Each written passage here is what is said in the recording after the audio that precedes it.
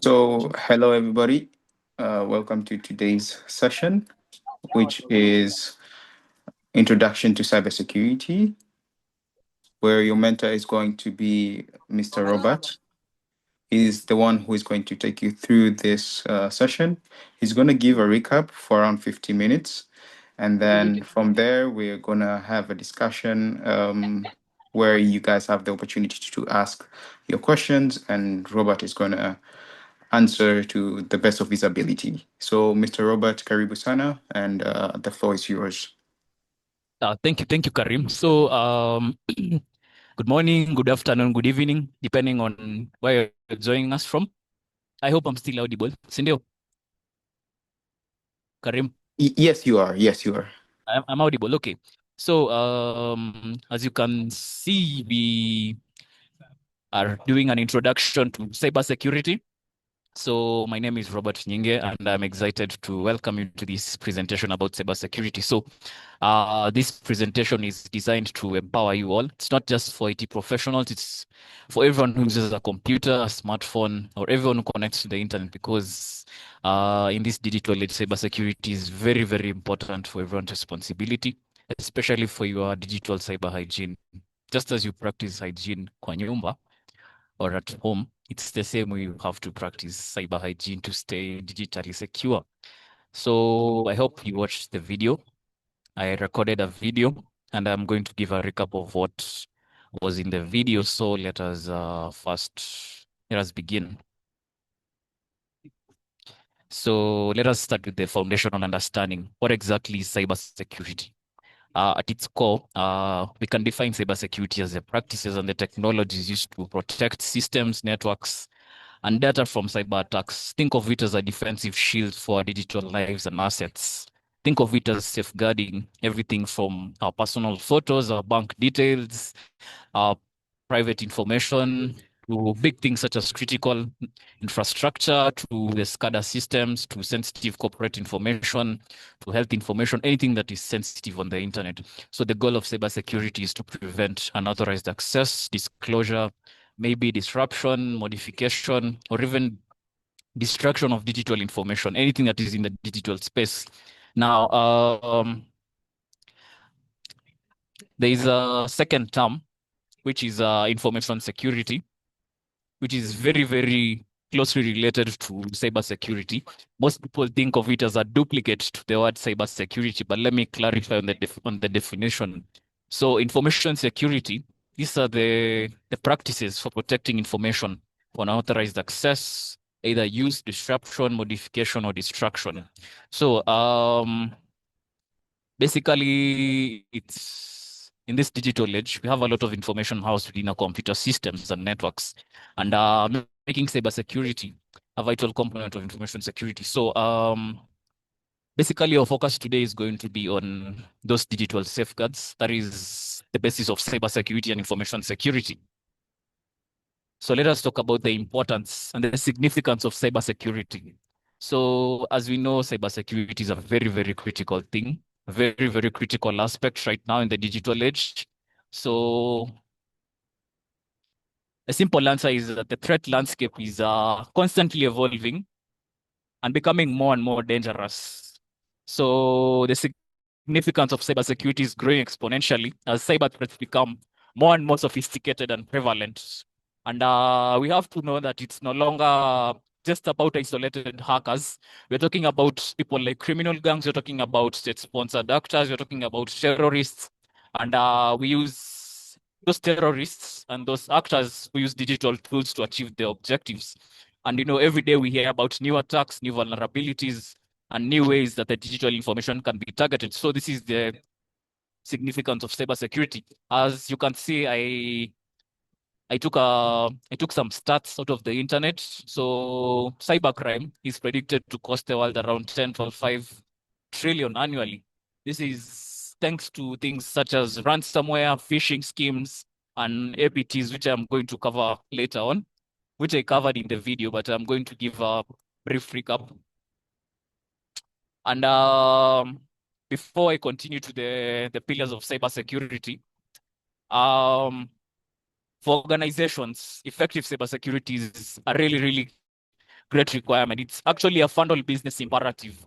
It directly helps organization achieve some goals. Some goals could be preventing data breaches, which is the most obvious. And of course, a data breach means that sensitive information falls into the wrong hands, actually, whether it's customer data, whether it's financial records, whether it's intellectual property.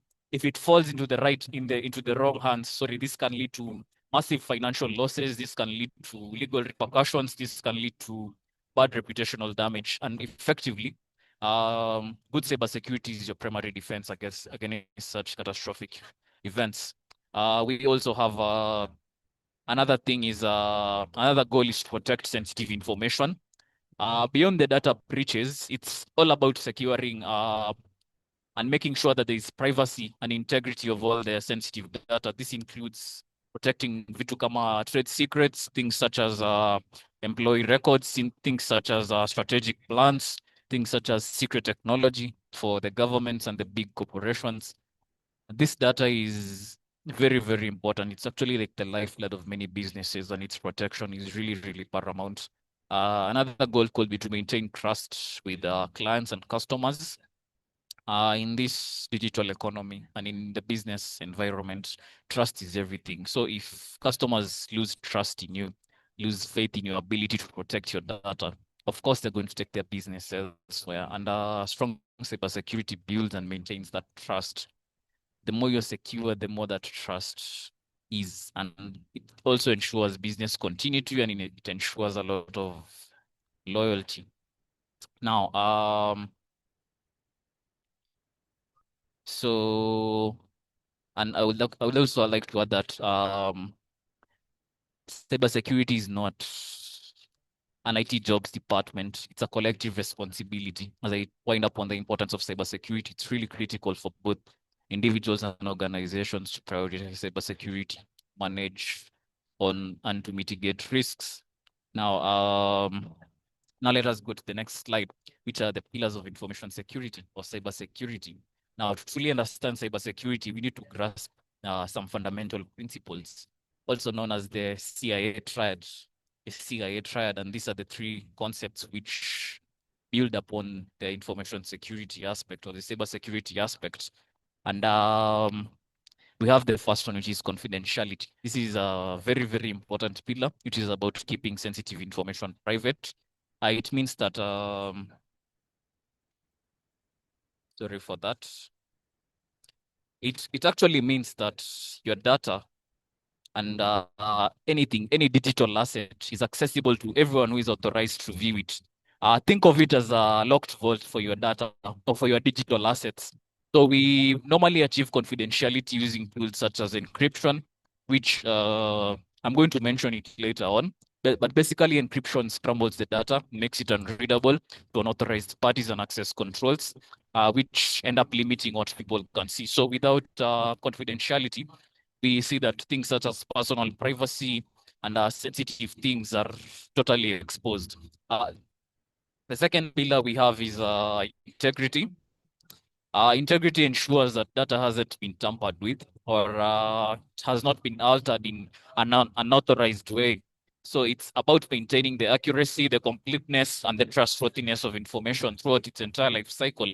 So imagine a banking transaction, and in this banking transaction, you need to make sure that the amount transferred is the exact amount intended, and that is has not been changed by the attacker. So, and systems here must maintain accuracy and completeness of information through its life cycle. So we have methods such as digital signatures. We have methods such as checksums, and we have a lot of methods. We have also availability as the third pillar. This is just a pillar that means that systems and digital assets and data accessible to authorized users is readily available. It is readily available to users. You know, it ensures things such as critical services or information are always there when you need them, while also protecting against disruptions. And the disruptions are basically the cyber attacks, for example, the denial of service attacks. Think about a hospital or a bank where people need to access some important information, or even the government or the military. So availability protects against such attacks.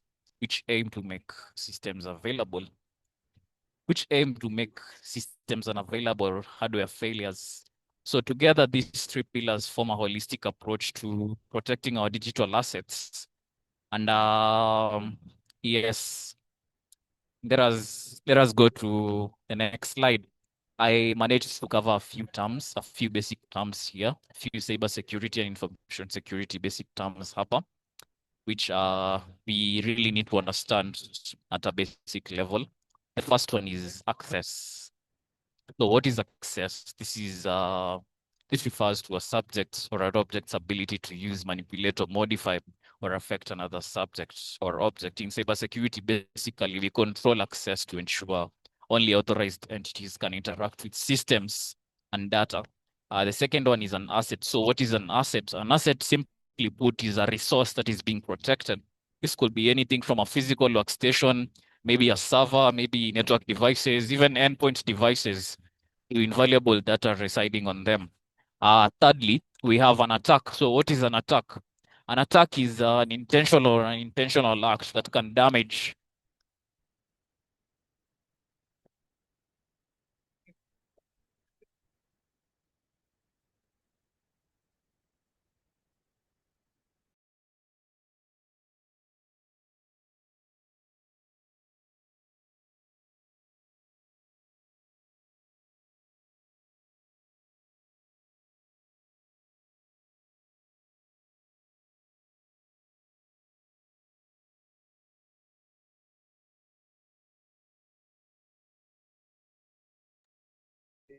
Sorry for that. Apologies for that. So I was talking about an attack. Attack is an intentional act that can damage or compromise information or systems. Sometimes it's always intentional because there is a term ethical hacking. Sometimes things such as misconfigurations or accidents can lead to compromise. We also have a control or a safeguard or a countermeasure. So these are security mechanisms or policies or procedures that we put in place to counter attacks, reduce risk, and to resolve vulnerability. So think of them as your defenses. We also have the term exploit, which is a state of being exposed. Sorry, an exploit is a technique used to take advantage of a vulnerability to compromise a system. I am very, very sorry for that. So it's a method that an attacker uses to achieve a goal. The goal being illegal hacking, of course. We have exposure. What is exposure? This describes a state of being exposed where mostly a vulnerability exists. So if you have a weakness that can be taken advantage of, you are clearly exposed. We have loss. So what is a loss? Simply put, a loss is an instance where an information asset suffers damage, theft, or unavailability. So basically in cybersecurity, this is what we are trying to prevent. We're trying to prevent losses. And the next term is risk. So what is a risk? Risk is the probability of an unwanted experience occurring, an experience such as a loss, combined with the impact of that loss. It's all about assessing how likely something bad is about to happen, or how bad will it be if it actually did happen. We have subject and object. So these terms actually refer to entities involved in the IT infrastructure. Basically, a subject is a person or a process. Sorry for that. Acting on an object covered by that umbrella of the IT infrastructure, while an object is a passive entity that the subject acts upon. Things such as data files or devices. What is a threat? A threat is a danger to an information asset. It's the potential for harm. For example, a malicious hacker is basically a threat. Uh, we have a vulnerability. Basically, a vulnerability is a weakness or a fault in a system or any protection mechanism. This could be a software bug. This could be a weak password. This could be a design flaw. This could be also a person. A person could also pose as a vulnerability. Now, yeah. So understanding these terms probably helps understand the vocabulary to use in cybersecurity effectively. Now, continuing with these key terms, there are two terms that I kind of separated.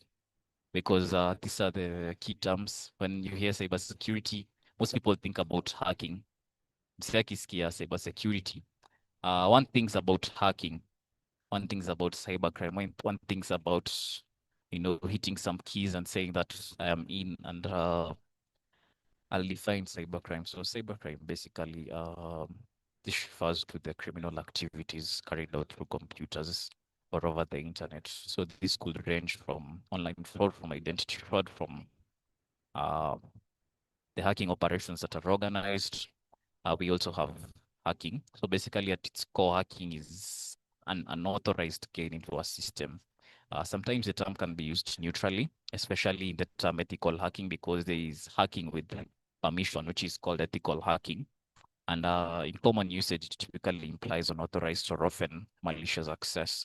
Now, with that said, let us explore the different specialized areas within cybersecurity. Now, let us talk about the types of cybersecurity. The field of cybersecurity is really vast and has a lot of specialized areas. And each area, as you can see on the slides, focuses on protecting a different component of our digital ecosystem, or the digital, anything that is digital. Now, let us look at the first one, which is network security. So what is network security? Network security is about protecting internal networks from intrusions and unauthorized access. So here we use tools such as firewalls, such as antivirus software, such as intrusion detection systems, intrusion prevention systems, and other network access controls to safeguard the data as it moves across the network. I'm sure many of you are familiar with the term network. So think of it as just securing your network, all the measures put to secure a network. So think of it as securing the roads and the bridges that connect your digital infrastructure. Basically, that's the work of a network. We also have application security. This basically focuses on ensuring that the software application themselves are secure from threats throughout the life cycle.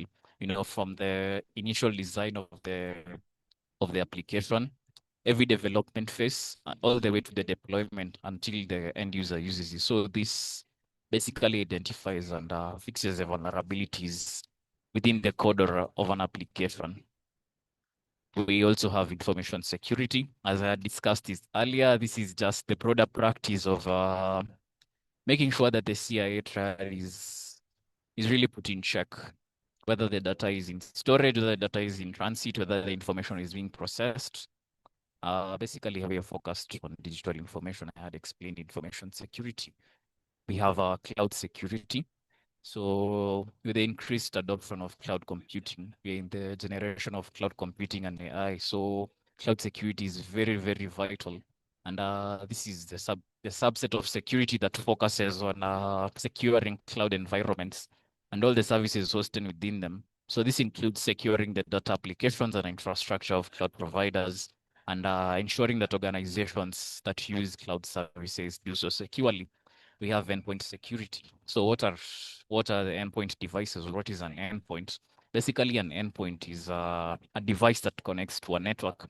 Your phone could be an endpoint. Your laptop could be an endpoint. So this focuses on securing individual devices, which are the endpoints. So this includes securing personal computers, securing laptops, securing smartphones and tablets. And basically, these devices are normally the weakest link, actually. So protecting them is critical. We have operation security, commonly known as OPSET. So these are basically policies and procedures for handling and protecting data assets. So this is less about technology, and it's more about the human element. This is how people handle sensitive information and daily operations to prevent information leakage. I'm sure you've heard about bad OPSEC. Maybe in Twitter, you probably see things such as bad OPSEC when someone gets exposed, or when a malicious hacker leaves something bad about him, we'll talk about having bad OPSEC. So this is it. This is the OPSEC. We have critical infrastructure security. So basically, critical infrastructure uh, are the crucial infrastructure, the infrastructure that is very, very crucial, the essential systems and facilities that are crucial for a nation's functioning. So this is a very, very highly specialized and a vital area. So this includes protecting things such as power grids, water system, transportation systems, healthcare facilities, banking facilities, because attacks on these systems can cause widespread disruption. So protection from cyber attacks is a very, very big priority, actually a global priority. Now, let us talk about the types of cyber threats. The first one, we will talk about malware and ransomware. I decided to combine the two, but I'm going to differentiate them and I'm going to talk about the different types. So basically, what's a malware? Malware is just short form for malicious software. This is basically any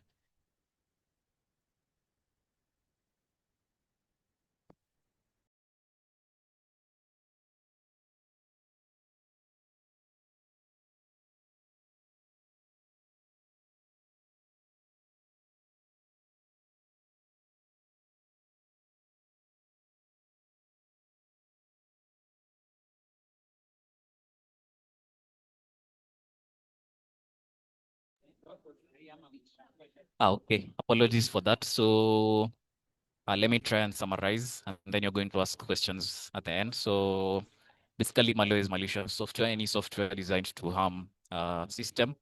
Could be a virus, could be a worm, could be a Trojan, could be a spyware, could be an adware, could be a rootkit. Also, ransomware is a particular type of malware. So once it infects your system, it basically encrypts your files, making them inaccessible, and you'll have to pay a ransom.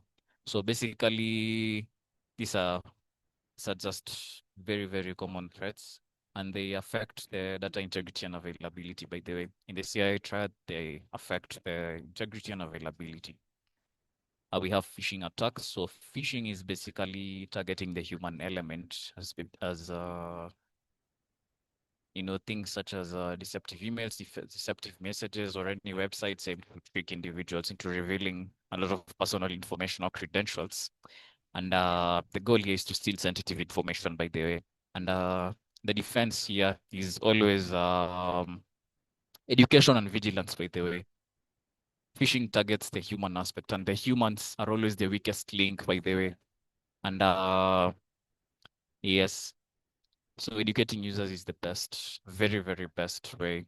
We have social engineering tactics. Basically, social engineering is just human hacking, very closely related to phishing. And because phishing at some point is a social engineering is more psychological manipulation that underpins a lot of cyber attacks. Could be impersonation, could be free texting, could be baiting, could be any other thing, service for service. And these tactics are very, very, very, very dangerous, by the way, because they often bypass the technical security. Because there is actually no defense for the human aspect, by the way. There is no firewall for the human aspect. No firewall can stop someone from giving away their password. So yeah, so quickly covering the others, we have denial of service. Take it as a way of overwhelming systems or servers or any network flooding with a lot of traffic, making them unavailable to the users. We have the difference between DOS and DDoS is that DDoS uses multiple compromised systems. DOS is just flooding. DDoS is mass flooding, as simple as that. We have man in the middle attack. Basically, as it is, it's just a man in the middle attack. A man in the middle, the attacker stays in the middle of communication between two parties, between you and the other party. So basically, two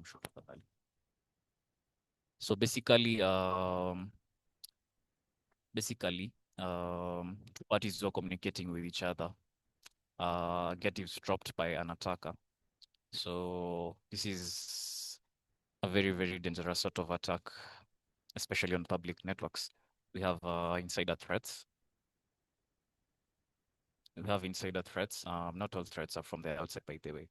Some threats are from the inside, from employees who are disgruntled from former employees or even careless employees who expose systems to risk. So this could be intentional or not intentional. We have injection attacks. attacks. These are attacks that exploit vulnerabilities in software to inject malicious code into data inputs. Things such as SQL injection, things such as XSS attacks, which are way ahead actually, because this is just a base class of cybersecurity, but there are a lot of injection attacks. Finally, we have zero-day exploits. These are very, very dangerous because they involve attackers taking advantage of unknown vulnerabilities. These are vulnerabilities that are not known even to the developers, and these are often used by sophisticated attackers. So quickly, I'll cover the motivations for cyber attacks. We have financial gain, which is the most common, through ransomware, through phishing, through fraud, through credit card theft. Second one being political or ideological motives. We have the activists here. The most common ones are anonymous, and we have the targets being government websites, corporations, news agencies, and the targets are mostly denial of service, data leaks, and website defacement. We have cyber espionage. These are mostly done by state-sponsored actors or competitors who engage in cyber attacks. We have cyber warfare. Basically, this is warfare, but in the cyberspace. And the motivations here to just disrupt a lot of critical infrastructure. These are mostly done by state actors, by the way. This is a nation state attack, by the way. These are not done by small scale hackers. And we also have personal revenge or grudges. So sometimes the cyber attacks stem from personal motivation. These are the insider threats who might carry out attacks against a company. I have listed the tactics and the motivations there because I'm doing a summary. We have corporate espionage. This is purely economic, by the way. So businesses may conduct cyber attacks to gain a competitive edge in the market. So the targets are listed there. The techniques are listed there. We also have cyber terrorism. This is terrorism. These are attacks basically meant to cause fear and disruption, by the way. And I have listed the goals and the tactics. We also have competition and gaming in underground markets. Yeah,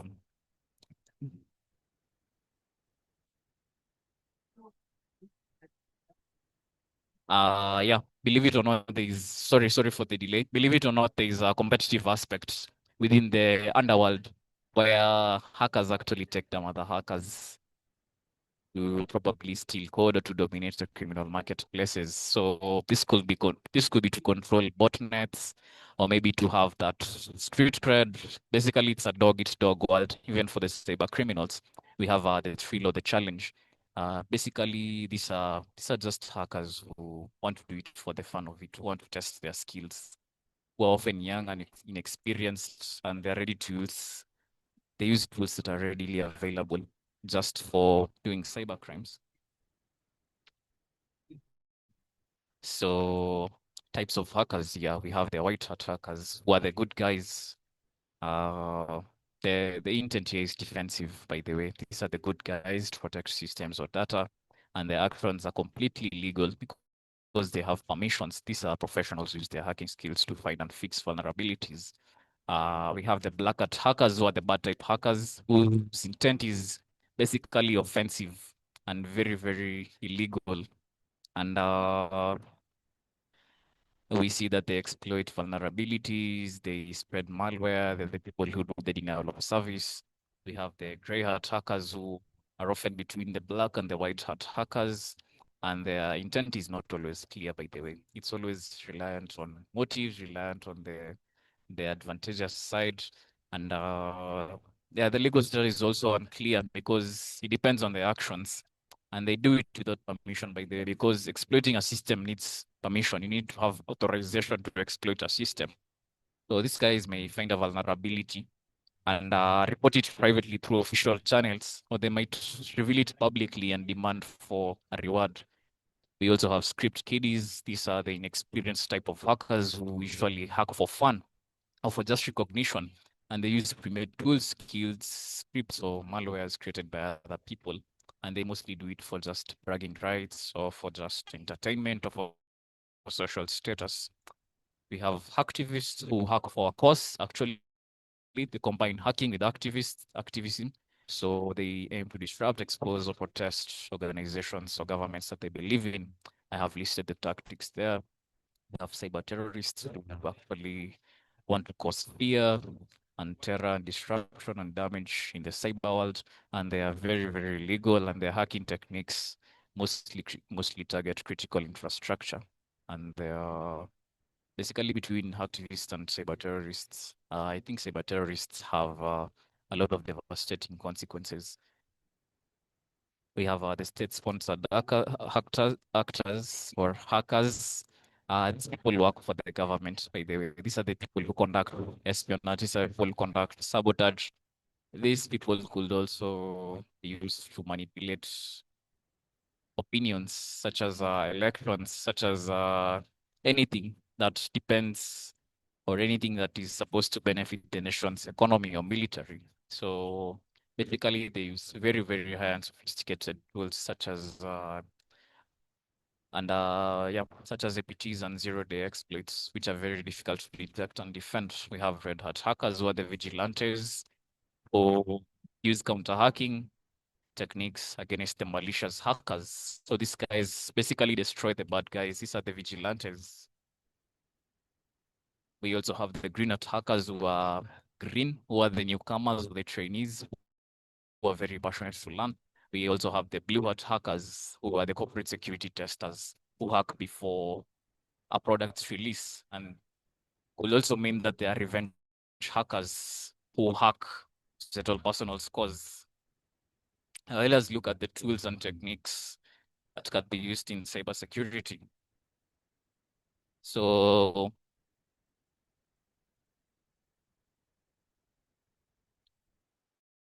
in a nutshell, we have a firewall. I'll explain this quickly. So a firewall is like a digital gatekeeper. So the work of the firewall is to block unauthorized access to and from a private network. Like inspecting incoming or outgoing traffic, or blocking it based on certain rules. We also have antivirus softwares, which are these are tools that detect and remove malicious programs. I'm sure we're very, very familiar with antivirus programs, which scan for malware signatures and suspicious behaviors. You have the IDS, or the intrusion detection systems. But basically, we call that something like an IPS, so which monitors the network and detects any unusual activities. So the IDS detects, the IPS prevents. But the IPS can also do what the IDS does. So the IPS does the detection and the prevention at the same time. We have encryption. This is a fundamental security tool that scrambles data, making it unreadable to anyone unless you have the decryption keys. So it secures data, whether in transit or whether it's at rest. So maybe transit, we can have maybe an email being sent, or maybe at rest when it's just data on a hard drive or a USB stick. We have the multi-factor authentication, which adds a layer of security, by the way, just beyond a password. I'm sure you guys are familiar with the MFA, which requires 2 or more verification factors to gain access to a resource, maybe an account, which significantly improves security. We have a few techniques that I have listed here. We have penetration testing. This is basically hacking. So penetration testing is just another word of hacking. So this involves the ethical hackers who simulate cyber attacks against a system to identify vulnerabilities. It's like breaking into your own house, breaking into your own system to find some weak points. You have threat hunting. So this is a proactive security technique where professionals actively search for the networks and the systems to detect and isolate advanced threats that have evaded security systems. Now, basically, we have the best practices. We have, creating strong passwords. As I said, humans are the weakest link, by the way. So a weak password is like leaving your front door open. So make sure that your passwords are complex, mix of uppercase, lowercase numbers and symbols. Make sure that it's lengthy here. A longer passphrase is kind of hard to crack, especially when you've mixed it with symbols, uppercase and lowercase. We have has to be unique, and you have to enable multi-factor authentication. You could also use password managers to generate or store, manage unique passwords for all your accounts. but you have to remember that one strong master password for the password manager. We have multi-factor authentication, which I have talked about it. One thing I will add is that you could use authenticator apps, which help in multi-factor authentication.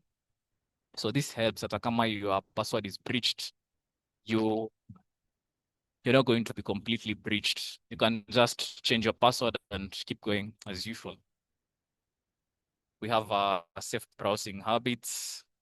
Your web browser is primarily your gateway to the internet, and how you use it affects your security. So a few habits could be avoiding shady websites that look professional, websites that tell you that you have one iPhone 13, websites that tell you that there are hot women around your area. Such websites that have suspicious URLs. They're mostly used to spread malware. We have ensuring HTTPS. Once you browse, ensure that there is that padlock there. There's that padlock icon. Ensure that it's HTTPS, not HTTP. It's true that on a broader level, HTTPS can be compromised at some point, but on a basic level of security, just look at the HTTPS. Update your browsers because browsers may have vulnerabilities, avoid public Wi-Fi's, and avoid also clicking unknown links.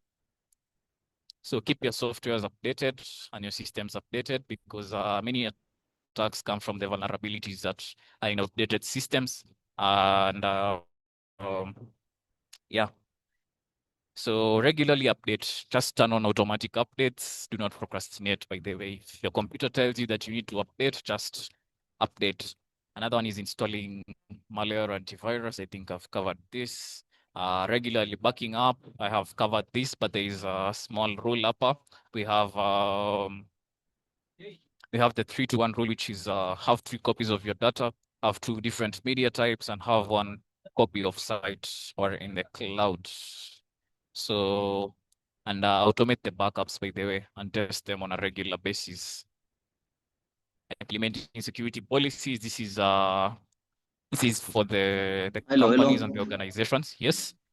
Please come back, previous slide, and especially 3, 2, 1. You said Yeah, the three first to one. one. So the Yes. first one, you have to make 3 copies of your data. Uh-huh. So your original data plus 2 other Uh-huh. copies. Uh-huh. The 2 is have 2 different media types. So maybe store data on a hard drive and then Uh-huh. you can store it on a cloud service.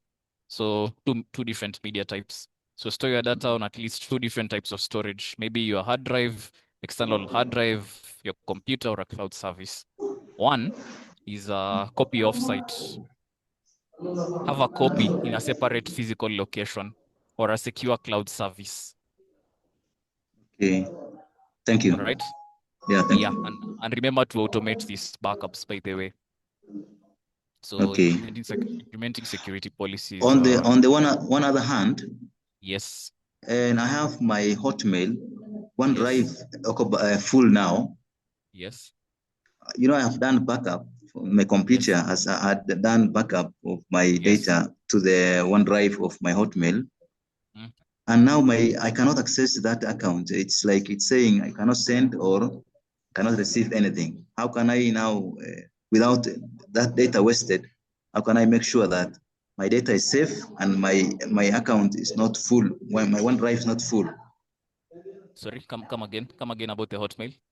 I'm saying I have my email, Hotmail says that Yes, there's OneDrive that uses Hotmails. I don't know whether. Ye- Then that OneDrive, I have done a yes, backup. My computer did a backup where yes, that OneDrive is full now yes, with limited, volume. So yes, it's full. So it made yes, my email not to send or receive any message anymore. yes, So I wanted my email functional, get yes, get messages and send messages, whereby yes. my space is cleared without wasting my data. How can I do that? Basically, these providers often offer that free service. First of all, most of us are on the free service where you can just store until it gets full. So when it gets full, your data is still going to be there. It's not going to be lost. I think all you need to do is just pay a subscription fee for extra space. That is what you're going to do. I also do the same thing. I pay extra fees because hata mimi yangu imejaa at some point. So I have to pay extra fees so that my data can keep on being backed up. Oh, so how much should I pay to Hotmail or SharePoint? I really don't know the prices. You can just explore and check. But Okay, okay. I use Gmail mostly. So Gmail is around 250 for 100 GB per month. Okay. So you can just check on the Okay. providers. Okay, thank you. Yes.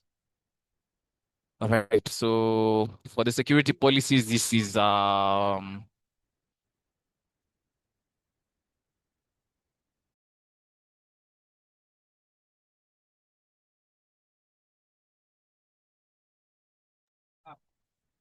sorry for that. So security policies are just for the they're mostly for organizations because at a personal level, yes, you can implement some security policies, but these are mostly organizational wise. So why does it matter? These policies actually provide the frameworks on how employees should behave and how the resources should be managed securely, ensuring a lot of consistency and accountability, by the way. So that's it. Limited user privileges. Quickly as I wind up, this is limiting access people, ensuring things such as principle of least privilege. So this is a principle that states that users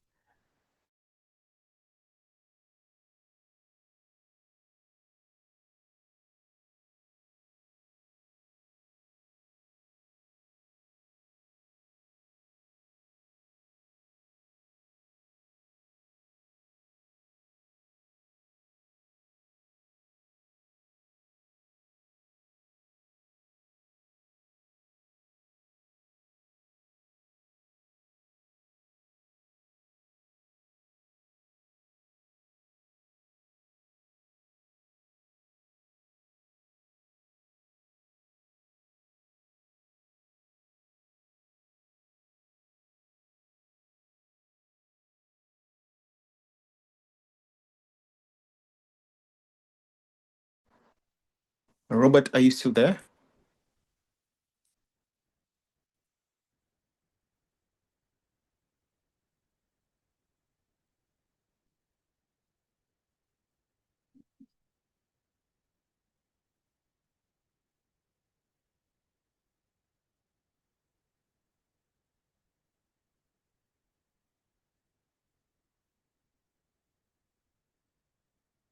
Robert? apologies for that. Apologies Okay. for that. Yeah, my network was misbehaving. The internet was misbehaving. So let me repair. So just a sec.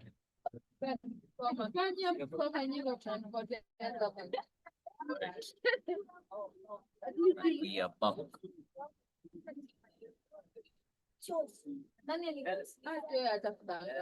We are back. Just a sec. So we're here and limiting the user privilege. So limiting access minimizes the damage, by the way. So this is a very crucial thing to limit potential damage when account is Robert, compromised. sorry to interrupt. You're in a very noisy place. We're having a hard time to hear you. So if you could move to somewhere quiet. Yes, Uh, Just a okay. minute, just a minute. Okay.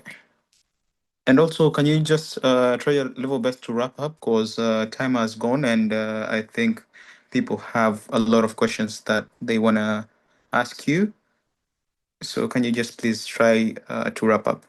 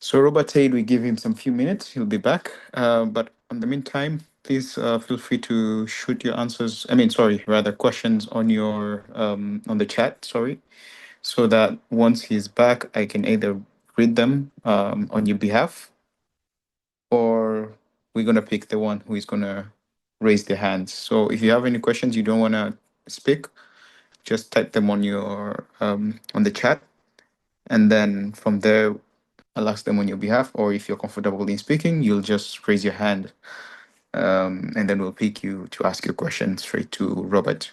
So let's just, bear with him for some few minutes, and then we'll proceed once he's back. And sorry for the inconvenience on his behalf.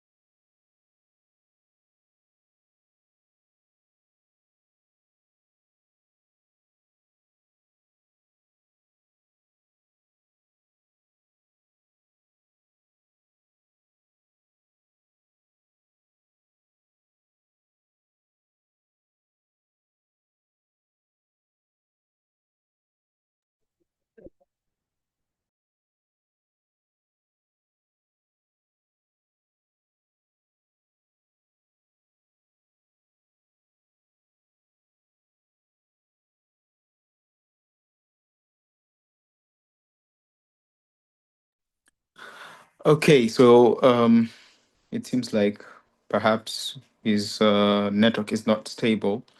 So can we just do a little bit of a consensus with everybody? Do you want us to just end here because it's already 4, or can we just wait a little bit for him so that he can get back? I'm not sure. What I you... am back actually. Oh, Sorry. okay, perfect. Yeah. So let me wind up. Let me just wind up. And if there are questions, because I'm sure you guys watched the video. So if there are any questions, just put them. Feel free to write them at the chat, or you can ask them. So we also have employee training programs. We also have using secure networks, basically changing. Okay. Since Karim, Karim, Yes. since nimesikia ukisema time imeisha, can we, because what is left is the cybersecurity rules, and I'm really sure that they watched the video. Could Yeah. they probably ask any questions? Because I'm sure that they watched the video, so Yeah. they could shoot any questions. Definitely. Yeah, so So, if there guys, is anybody? a question for the sake of time, there's a question that I saw in the chat. Let me open the chat. Yeah. Steve asked, can you repeat on the ideas part? So that was the first question. And then the second question rather, is from Fred. He asked, can we say a firewall is an example of an IDPS? So let's All start right. from there. Yeah. So he wanted me to clarify on the IDS. So what an IDS is it's an intrusion detection system. Basically, it's a system, a monitoring system that basically detects suspicious activities or known threats on a network or a system. So basically, to detect intrusions, I talked about an IDS and an IPS. So the IDS only detects the intrusions. The IPS detects and blocks, detects and prevents from the word detect and prevent. So one detects, the other one prevents. I hope I am very clear about that.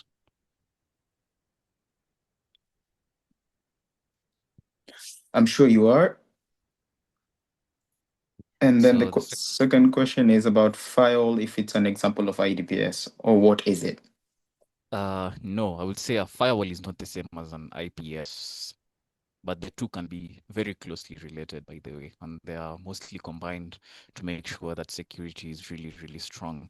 So first of all, the purpose of the firewall, let me differentiate the two. So the firewall actually controls the network traffic and checks and monitors the network traffic based on some predefined rules. Maybe most of you have probably entered into some networks and you cannot access a particular website. So maybe a particular website is blocked. Those are some predefined rules.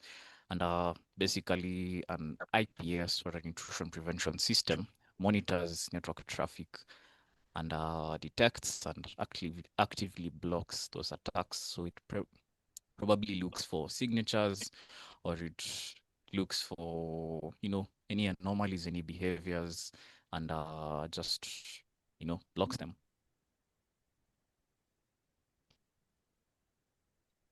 I hope I am clear. Yes, you are.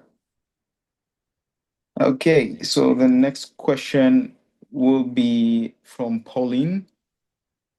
She asked, what skills do I need to be good in cybersecurity? Is programming a must?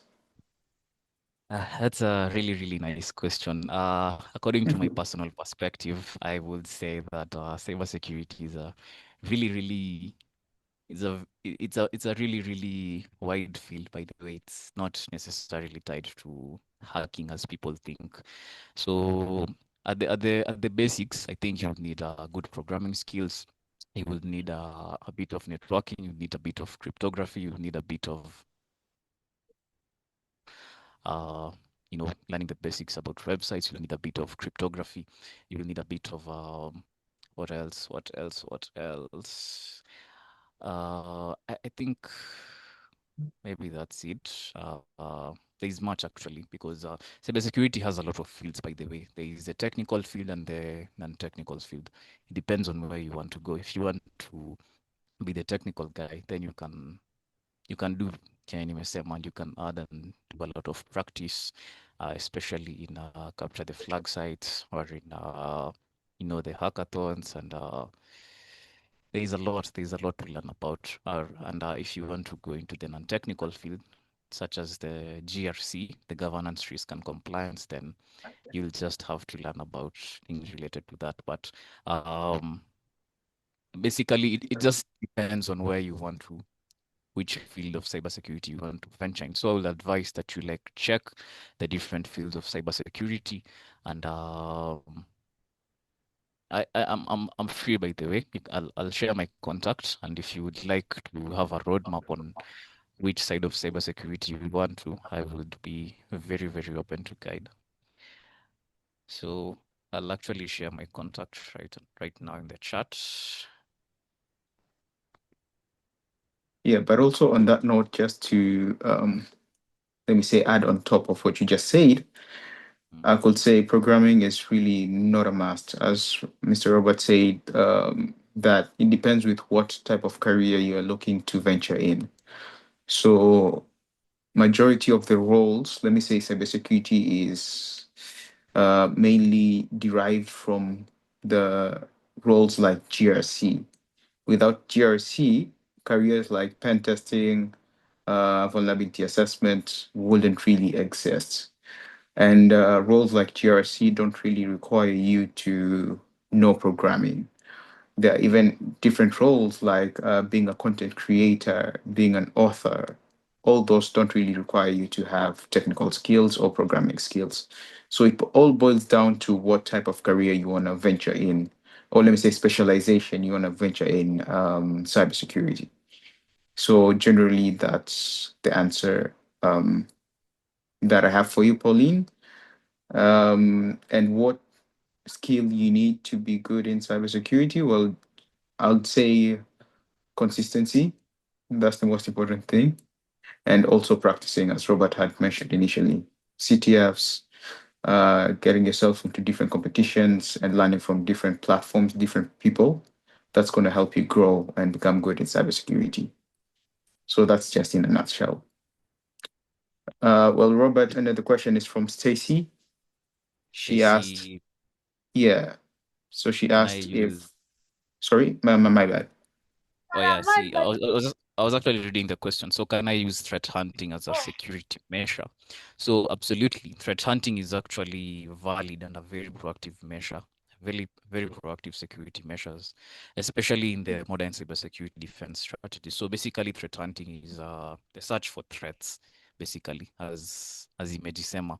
So threats that have maybe evaded existing security defenses, such as the firewalls, IDS, the IPSs. Sorry, someone is speaking. Not really. You may proceed, I guess. Let me just unmute Naomi, I think. Yeah, okay, you may proceed. Sorry Yeah, about that. it's cool.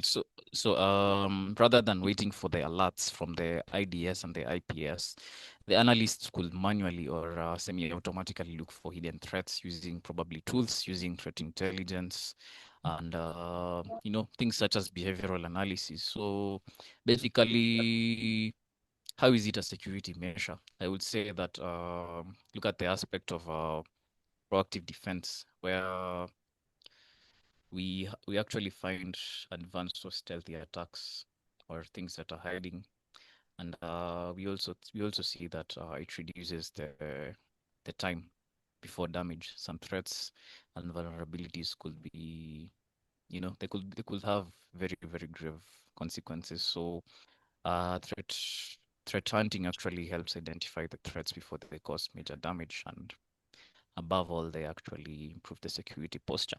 And they also detect insider threats, by the way. They look for unusual behaviors, even from authorized users. Threat hunting can also be used on the non-technical side, on the human aspect. So, uh, okay, I hope I am clear on that. Yes. There is a question. Let's take one from Derek. He raised his hand and then we can go to Miriam.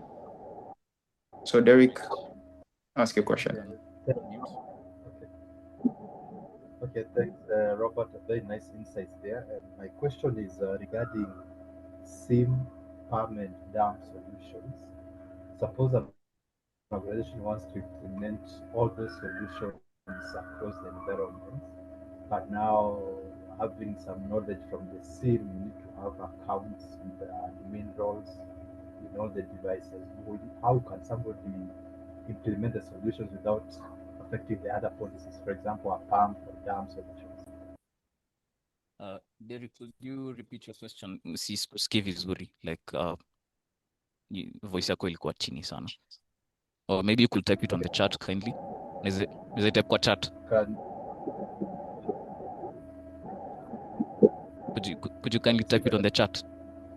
Yes, kindly type it on the chat.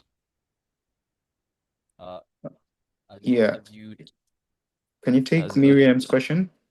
Yes, as he types it, I'm going to take Miriam's question. So, what are the types of projects? What are the types of projects do you work on as cybersecurity? Um, as cybersecurity professionals, we have a wide range of projects. This depends on your role, depends on your industry, depends on your specialization. But I would say that I'm going to give a breakdown of a few projects, maybe categorized by domain. We have some that can be used for security assessment, such as threat hunting and vulnerability assessment, or even penetration testing, which is, you know, penetration testing on the web, the networks, the mobiles, the wireless. You could do things such as social engineering simulations, conducting phishing tests. We could uh, we could also have defensive security projects, things that are meant to strengthen and monitor the organization's defenses, such as firewalls, IDS, IPSs, things such as threat hunting projects. You could also do a project on GRC, which is governance, risk, and compliance, projects that focus on aligning business with security with business policies and regulations. Things such as security policy development, things such as compliance audits with the basic bodies such as GDPR, and we also have things such as security and awareness and training projects. Things such as phishing awareness campaigns, things such as user training programs, things such as simulated attacks, and there are a lot actually. There are a lot. There are a lot of projects you can do. It depends on your domain, depends on your interest, depends on the field you are. But if I'm to list maybe I'll actually list I'll actually give a project for maybe a beginner or maybe a student. You could probably set up a virtual lab, maybe with Kali Linux or maybe Metasploitable, something virtual that you can practice your penetration testing in. Or you could create a phishing simulation, something like a toolkit to simulate phishing attacks, or do some security analysis of public website or a website that doesn't look secure enough. But cybersecurity projects are a lot, ranging from what you want to do. Maybe offensive hacking, defensive hacking, to awareness, to the GRC, to the risk management, threat research, to security engineering. These are things that mtalan huko mbele. You will eventually learn as you keep moving, just knowing which aspect of cybersecurity you want. But there are a lot of projects. It just depends on your career goals and your interest and your specialization.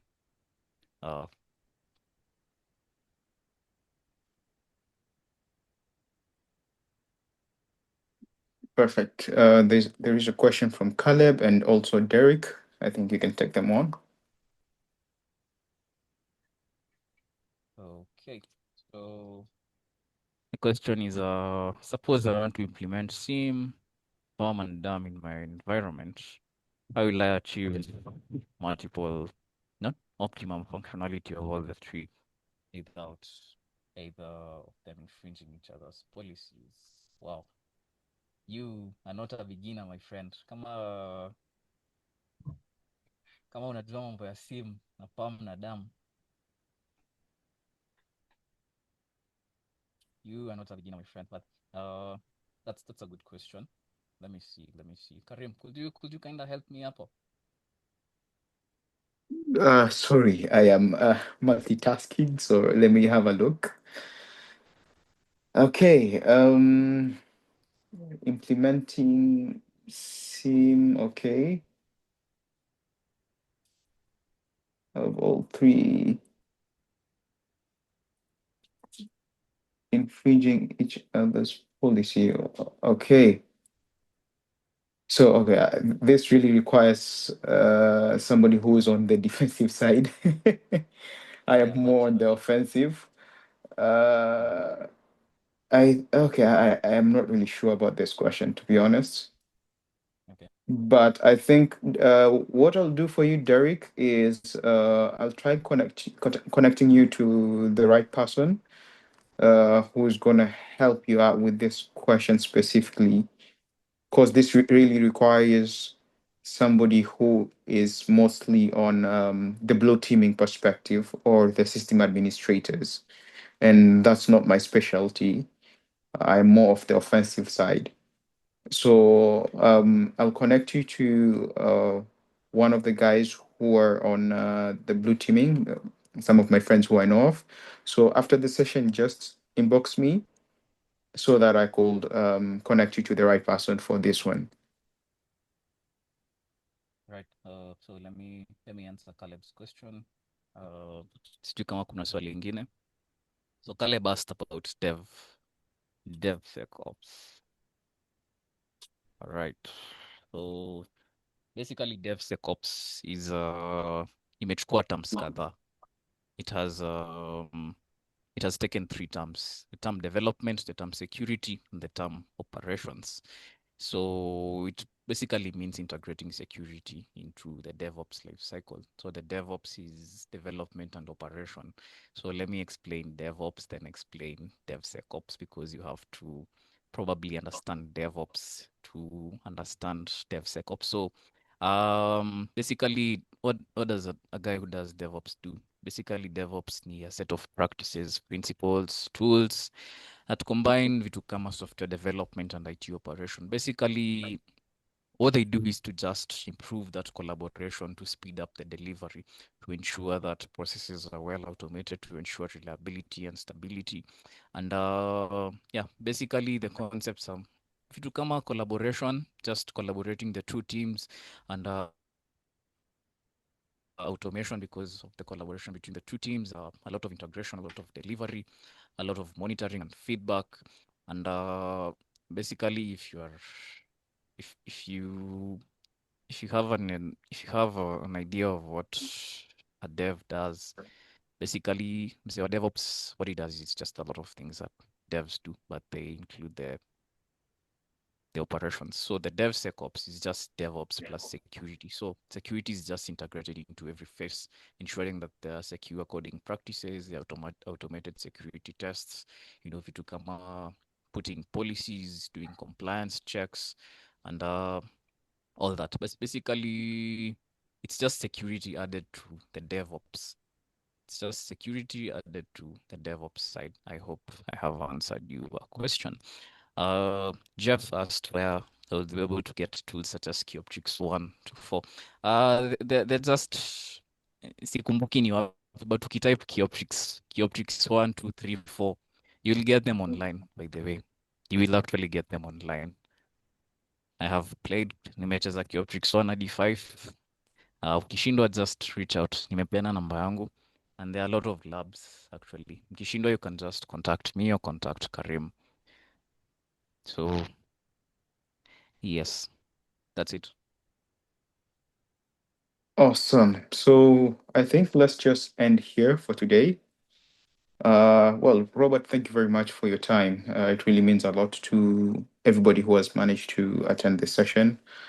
And we really appreciate the knowledge that you have shared with us. And hopefully, you're going to get more questions since you've shared your contact. So definitely they'll get in touch with you if they want to touch base with you on the side.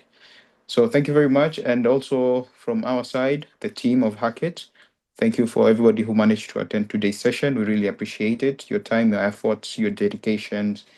It really means a lot.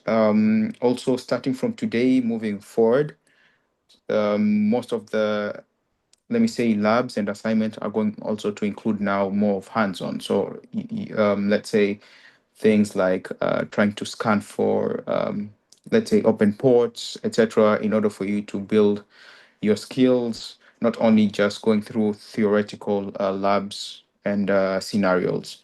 So starting from now, it's a little bit safe to now introduce the hands-on bit of cybersecurity, because the initial topics really didn't have hands-on, skills. Let me say hands-on labs. Sorry, my bad. Hands-on labs. But from now, moving forward, rest assured you're gonna be having the um, hands-on experience in order to build your skills within the space. So guys, thank you very much. I think we're gonna end from here, and I wish you all the best. See you in the class. I mean, sorry, in the group. If you have any questions, feel free to ask there. So thank you very much, and have a lovely afternoon or evening, depending where you are from. And we'll keep in touch. Cheers. Thank you.